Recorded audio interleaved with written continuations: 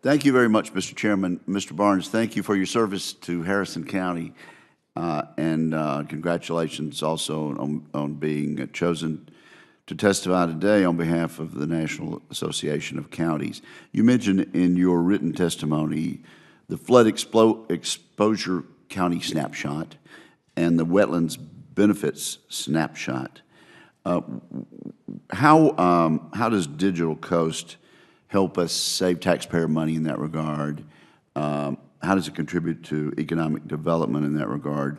And why do we hear so much about disparities in terms of these maps from state to state?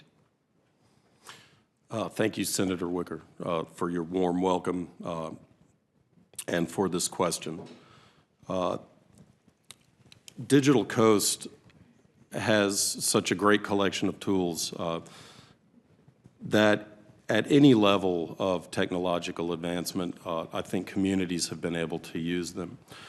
The economic impact of using something like Digital Coast for planning, to strategize for disaster preparedness and response is really critical. Now, there may not be an economic development obvious component when you look at it from the front side, but the big economic impact has to do with resilience.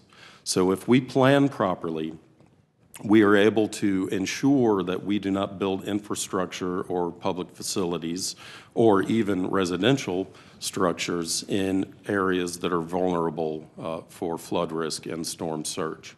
So by building outside of those vulnerable areas, we are ensuring that we recover more quickly in the event of a disaster. And I believe that we all fully appreciate that it is not if a disaster will occur, it is when. Something will happen in the future. We don't know when it will, but it will happen.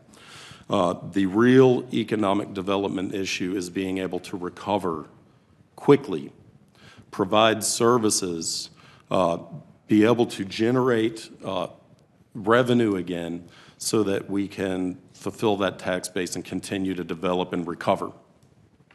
I think the disparities are a real important note. In my county, for instance, we have pretty good resources.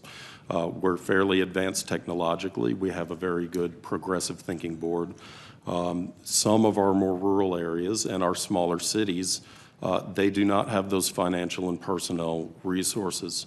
When you take Digital Coast as a whole program, the training, the education, the tools, the online visualization resources, those things are readily available for people who do not create their own maps locally.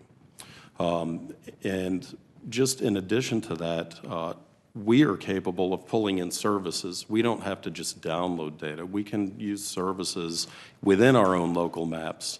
And I think that is the real value of Digital Coast, from the have-not to the have-all.